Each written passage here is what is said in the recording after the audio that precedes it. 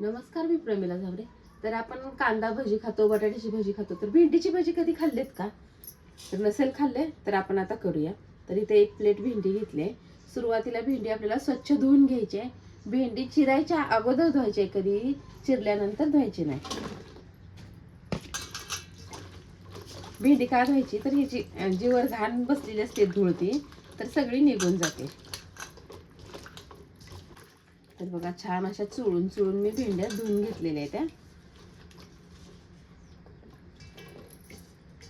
तर बघा, भेंडी धुतलेलं पाणी कसलं निघतंय.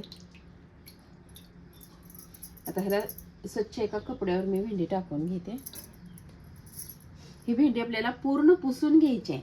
त्यातलं पाणी पूर्ण काढायचं. एकतर भेंडी असतानाच ती चिकट, त्याच्यामुळे ह्याचं पाणी आपल्याला ठेवायचं नाही अजिबात. जशी आपली पहिली भेंडी होती तशी धुवून मी कोरडी करून घेतली ह्याला.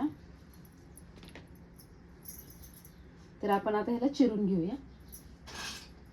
तर चिरताना बघा, मागची साईड पण काढायची आहे आणि पुढची शेंडी पण काढायची. ही जी मधला भाग आहे ते आपल्याला चिरून घ्यायचं.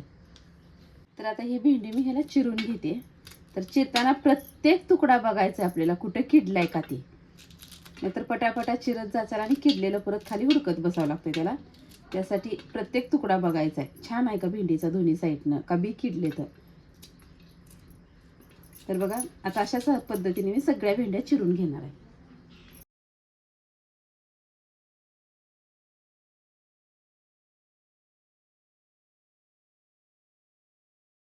बघा, छान अशी भेंडी मी सगळी चिरून घेतलेली आहे. तर आता बेसन तिंबायला घेऊया. तर इथं अर्धी वाटी बेसन आहे, 2 चमचे तांदळाचं पीठ आहे, थोडीशी हळद, 1 चमचाभर ओवा, लसूण, हिरवी मिरची आणि थोडीशी कोथिंबीर मी बारीक करून घेतलेली.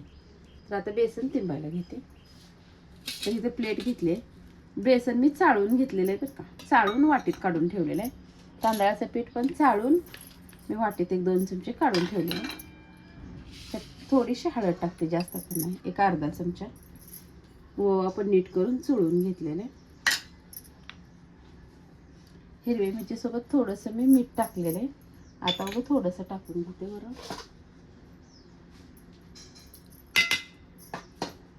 आता हे बेसन छान असं थोडंसं पाणी ओतून तिंबून घेते. तर ह्यात थोडं पाणी ओतून मी छान असं बेसन तिंबून घेते. जास्त घट्ट पण आपल्याला बेसन करायचं नाही, जास्त पातळही करायचं नाही.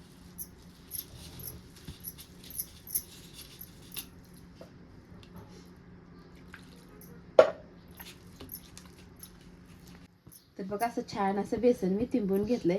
जास्त घट्टही नाही आणि जास्त पातळही नाही. चमच्याचा वापर का केला नाही तर चमच्यानं तिंबून पण आपल्याला परत नंतर हात ह्यात घालावाच लागतो. त्यासाठी मी सुरुवातीलाच ह्यात हातानंच बेसन छान असं तिंबून घेतले. आणि हातानं कसं छान असं एकजीव पण होतंय बेसन. तर छान असं बेसन तिंबले. वर तेल ठेवलेलं आहे तापाला, तेल पण छान असं तापतंय.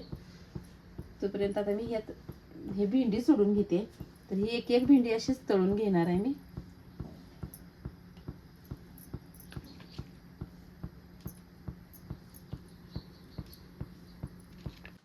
तर ह्यात मी भेंडी छान अशी टाकून घेतलेली आहे. तर आता तळण्यासाठी मी एक एक भेंड्या सोडून घेते. तेल पण चांगलं तापलेलं आहे.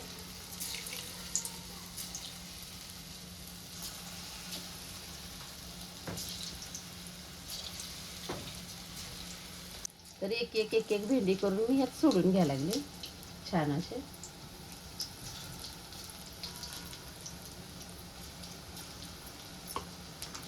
तर बघा, छान असं दोन्ही साईडने मी तळून घेतलेलं आहे कुरकुरीत होईपर्यंत मस्तपैकी. आता ह्याला एका प्लेटमध्ये मी काढून घेते.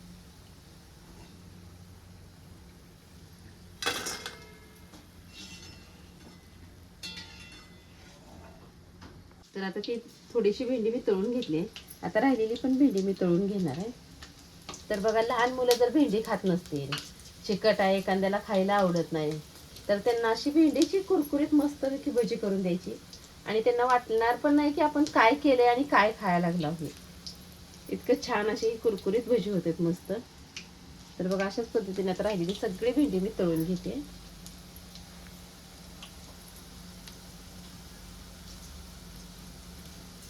तर बघा, ह्यात मी सोड्याचा अजिबात वापर केलेला नाही. सोडा वापरला की बेसन असं फुगतंय आणि ती उगाच मोठं दिसतंय की कसं भेंडीला चिटकून राहतंय आणि भेंडी पण त्यातनं कुरकुरीत होती. त्यासाठी मी ह्यात सोड्याचा वापर केला. जर तुम्हाला सोडा ह्यात टाकायचा असेल तर 2 बोटाच्या चिमूटमध्ये जेवढा बसतंय तेवढा थोडासा सोडा ह्यात वापरायचा. तर बघा मस्तपैकी कुरकुरीत आणि छान अशी भेंडीची भजी बनवलेत. वाटणार पण नाही की ही भेंडीच आहे. तर तुम्हीही कधी अशा पद्धतीने बनवले नसतील तर करून बघा.